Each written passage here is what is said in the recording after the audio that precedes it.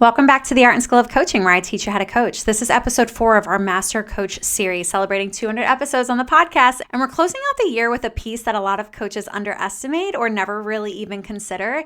And it's how you develop mastery faster and why you can't do it alone. I work with a lot of coaches, and I hear this belief often that if they just practice more or offered more free sessions or consumed more information or emulated the top coaches that they see online, that they'll eventually become great too.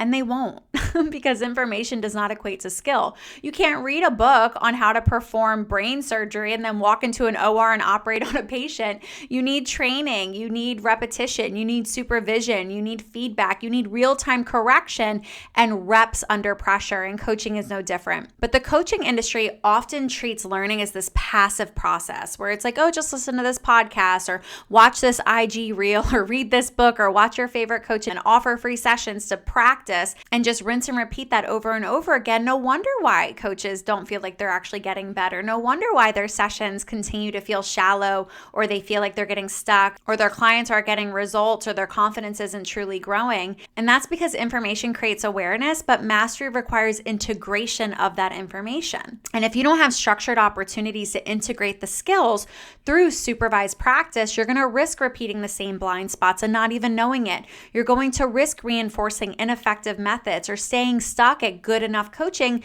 instead of really becoming the exceptional professional coach through structured feedback. And this is why episode 2 of this series was the 7 mistakes a lot of coaches make unintentionally, and it's because they shy away from the feedback. And because of that, they never develop their informed intuition. They never learn their discernment muscle. And I've seen a lot of coaches try to get better through doing more sessions or relying on client praise or copying scripts and frameworks they find offline, or just guessing, thinking that that's their intuition and that they know best, but without real feedback, particularly from someone who's more experienced, without working with someone who can identify and call out and support you through your blind spots, without someone telling you what you're missing, you're just potentially rehearsing the same mistakes over and over again. And this is why most coaching plateaus. I first noticed this when I started teaching and training therapists on trauma modalities.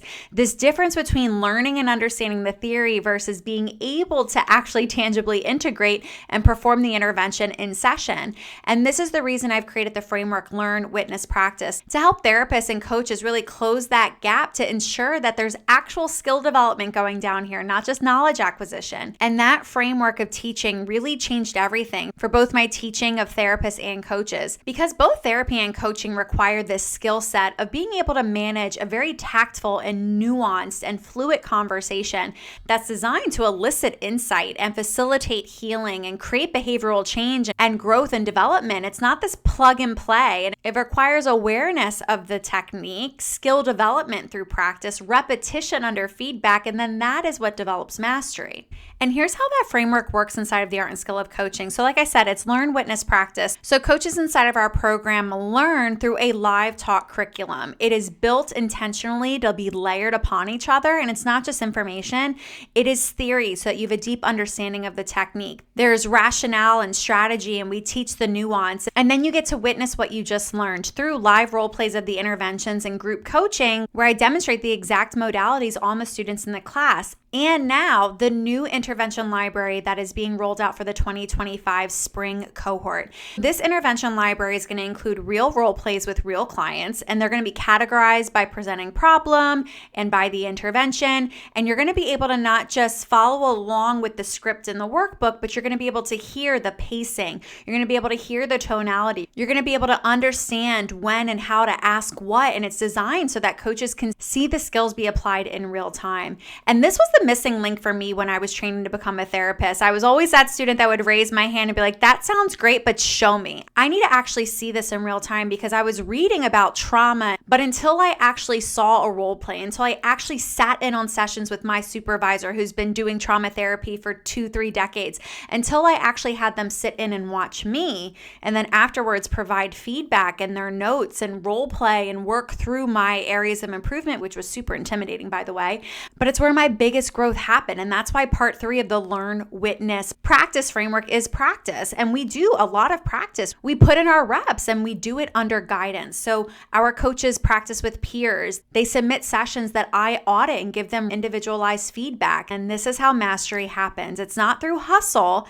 It's through deliberate practice with feedback over and over again. You have to be willing to be watched and you have to be willing to be corrected to improve. And that's regardless of what industry, profession, or skill you're learning. And you can do this on your own, kind of. Like you can teach yourself to throw a 3-pointer. You can teach yourself how to write copy, but it's going to take so much longer. And if you want to develop mastery faster, that's why you need mentors, but not just any mentor. Mentors who understand evidence-based coaching, mentors who can spot your blind spots immediately, mentors who have legitimate training and client experience and can break down these complex skills into teachable steps. They can explain why something works at a deep level because they've done it over and over again in so many environments with so many clients, and they can actually transfer the skill.